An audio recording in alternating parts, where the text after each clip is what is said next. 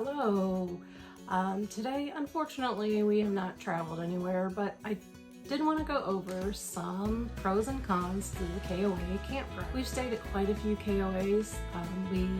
I like the campgrounds. I like to know what I'm going to get when I get there. Some campgrounds, some are super nice, and some are you're not sure what you're going to get when you get there. But we have stayed at quite a few KOAs, especially on our way out west and back home. So let's get started talking about KOA.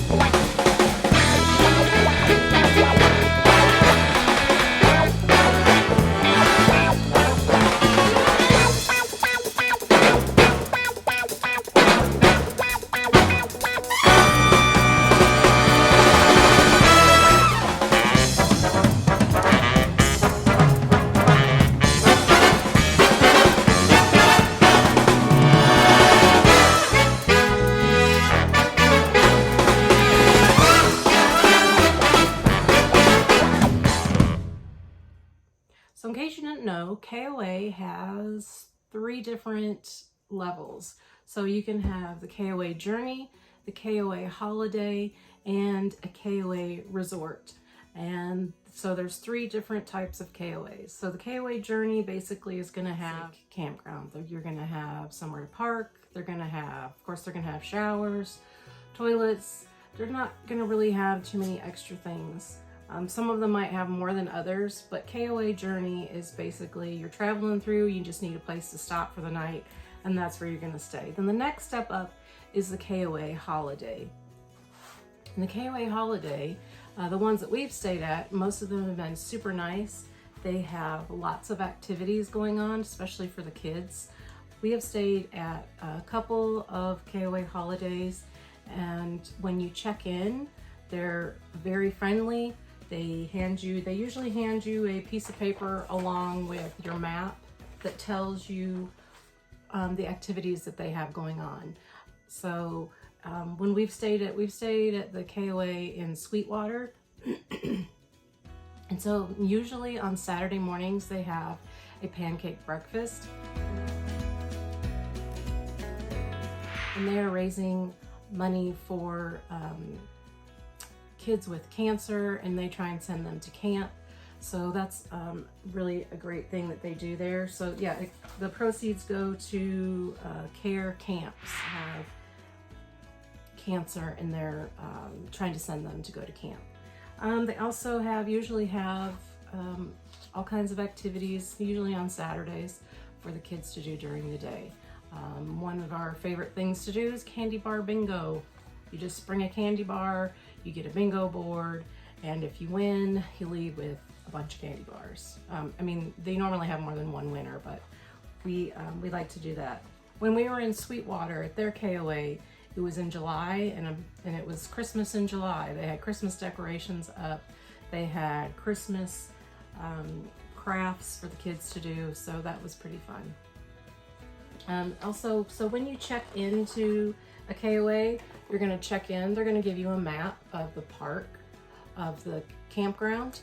And one thing that I do really like about KOA is that they're going to take you to your site. So there's usually somebody on a golf cart, and the person at the desk when you check in is going to let them know that you've arrived, and they're going to take you to your campsite, which is really nice, especially if you're arriving in the dark.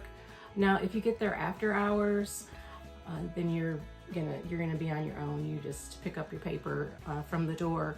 But if you get there during hours that the front desk is open, they're gonna take you to your site, and they're going to show you where your site is and where everything is at on your site. So that's nice. I like that about the KOA. Another thing that I really like about the KOA is that most of them have 24-hour laundromats.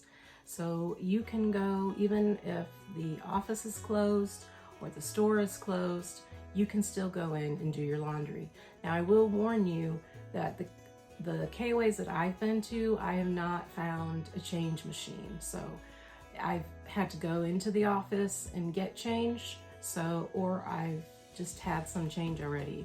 But if you plan on doing laundry and you know it's going to be after hours, you might want to make sure that you have change. I don't know why they don't have a change machine in a laundromat. There's also, I have not found like a vending machine that has laundry detergent and dryer sheets and stuff like that. They do not, I haven't seen any in any of the KOAs that we've been to. So make sure you have your own laundry soap and your own dryer sheets or fabric softener, whatever you use. But the good thing about the laundromat is that it is open 24 hours and it's usually pretty reasonably priced. Pretty reasonable to wash a load and dry a load. What we did do is we joined KOA, and so what that gives you is every time that you make a reservation, you're going to save 10% on your reservation. So as of 2021, I believe it's $33 a year to join the KOA program. And so every time that you make a reservation, you're going to save 10% off of your total charge, well, before taxes, obviously. So, and they have an app that you can download onto your phone that is very, very good. Sometimes, you know, some apps are just terrible, but the KOA app is very user-friendly. It's very easy to find campgrounds, and it's very easy to make a reservation online. So if you you get so many points depending on how many nights you stay and what kind of KOA it was. You get so many points per stay when you stay through KOA when you've joined this club, the $33 a year. So if you get 20,000 points in 1 year, then the next year your membership is free. So keep that in mind.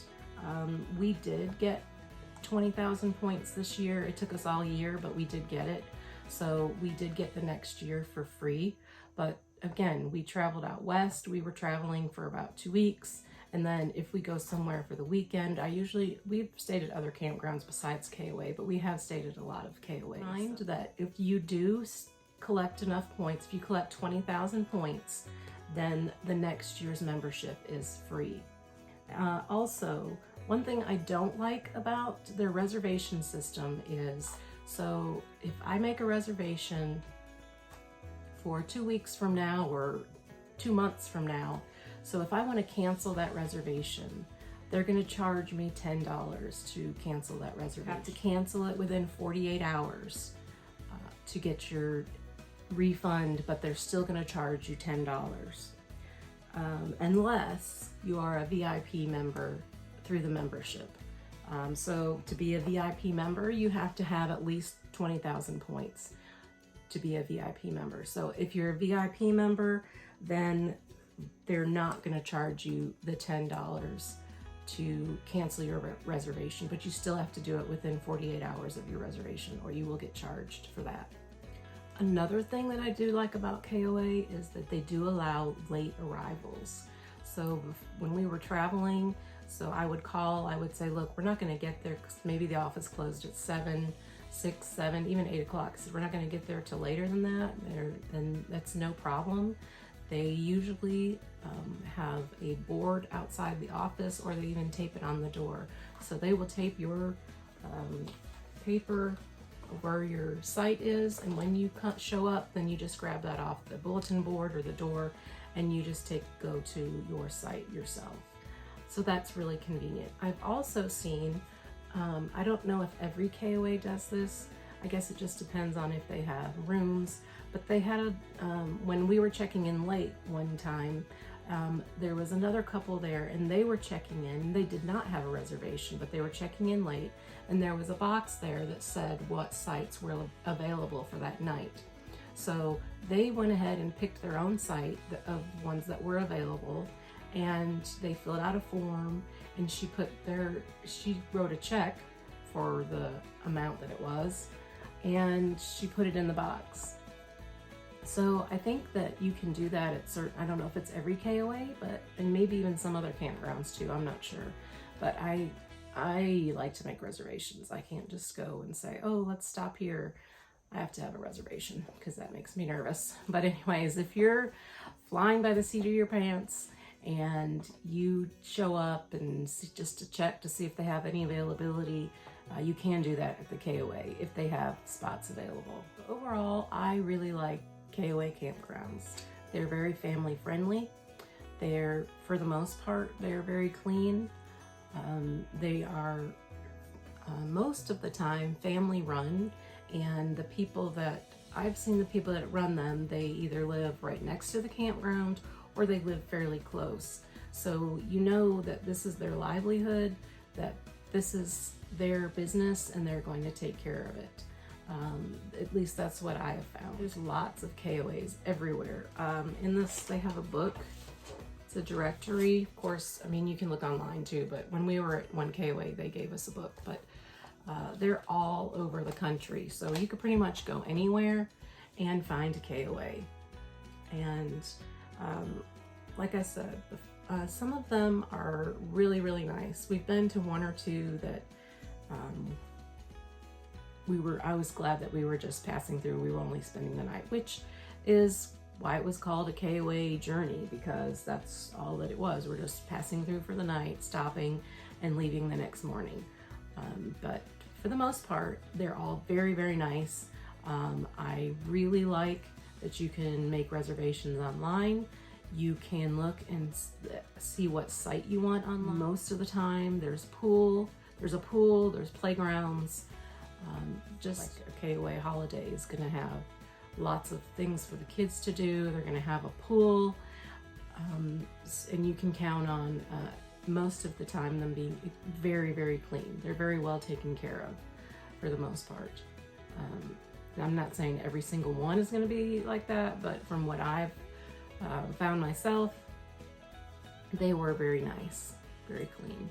I would hopefully one day, I want to stay at a KOA resort. We haven't stayed at those before, so I'd like to try that out. So maybe that will be in the future sometime. I hope you have a great day, and hopefully I will see you on the road soon.